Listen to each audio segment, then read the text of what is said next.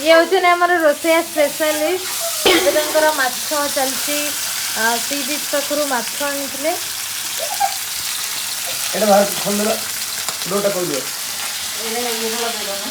चिमनीटा लगे दियो ये आमर कुनी पिलाटे माछ खाए बोली तार इंटरेस्ट अच्छी ये भाउज आसिले भाउज बतौन चिमनीटा केमती लगा जाए आमर ये रोसैया मानक जना ना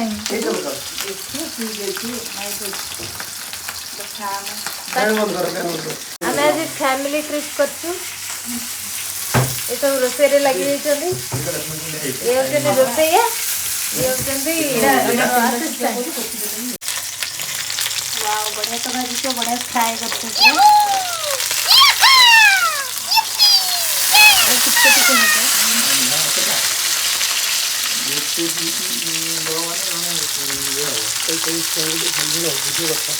अच्छा पीस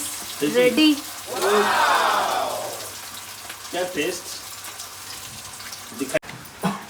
भाई एते हमर बिरयानी पार्टी ये गेला माछ को नष्ट कर देबे ये फाइनली नष्ट हो एने सेटा भाव अंकर दे एपन जे रोसई सरनी लास्ट पीस ता सी बच्चो लास्ट पीस ता भाजन असिस्टेंट देखिया केंदी होउची हमु गोटे पीस देबे हमु डी माछ करी सन देले बिरयानी नो बासना टोटल नहीं ऐड करी पर समर मतलब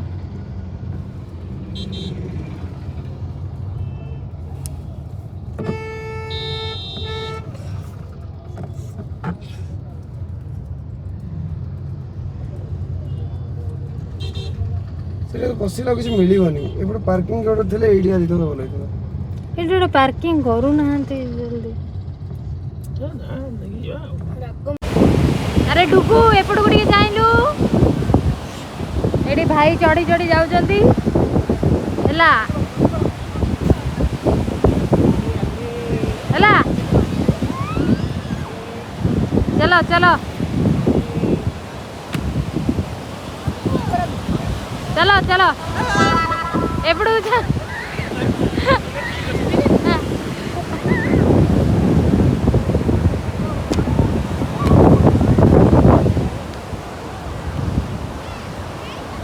जा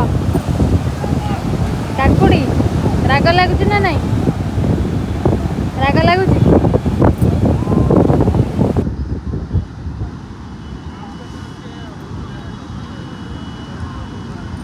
हाँ कि तुम एमती खाई पार नहीं खाई सारे कौन गोटे पीस मात्र गोटे पीस अधा बची काकुड़ी वाला खोजछोदी काकुड़ी वाला खोजती आख पाखे मुझे देखुची काकुड़ी वाला कहीं ना पुणी ये फेरिकी पलि आसिले केते बाणी चकल केमिति लागिला भल लागिला से चाली के खालिया न से बसी के खालिया तार गोटे फोटो उठे देला नले पिला एबे रागी थिला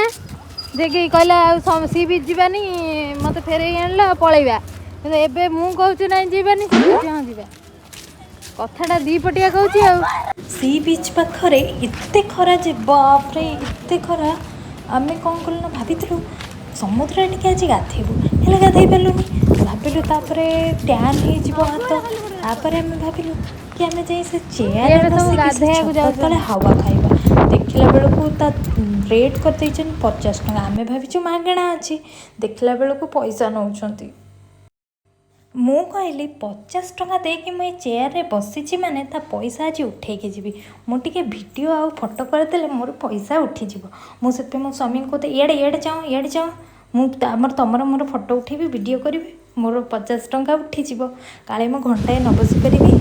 आ खाली बार बार से बीएमसी भाई को डाकी कहूए मो छताटा पाखु खरा आसला मो चेयरटा को आउटे घुंच पुणी टे कहते पुणी आउटे घुंच एमती कही कही सेटा रिजिड हो गले सब बेले खाली खरा कर मोरी पर मुझे कहूँ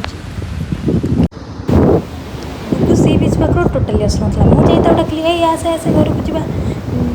लेट हो खाइबा मिलबनी लंच ତାକୁ ଡାକିଲେ ହେଲେ ସେ ମୋ କଥା କାହିଁ ଶୁଣିବ ସେ ଟୋଟାଲି ଆସୁନି ସେ କହୁଛି ମୁଁ ଆସ। ଯିବି। ଏଇ ଆସ ଟୁକୁ ଆସ ଆସ।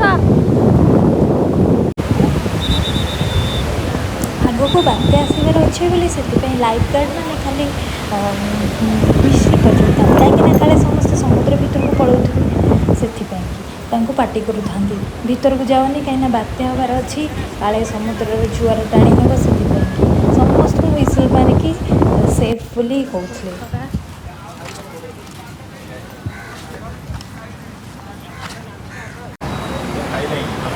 ଇଏ ଗୋଟେ ପିଲା ସବୁବେଳେ ତାର ଲେଟ୍ ହଉଛି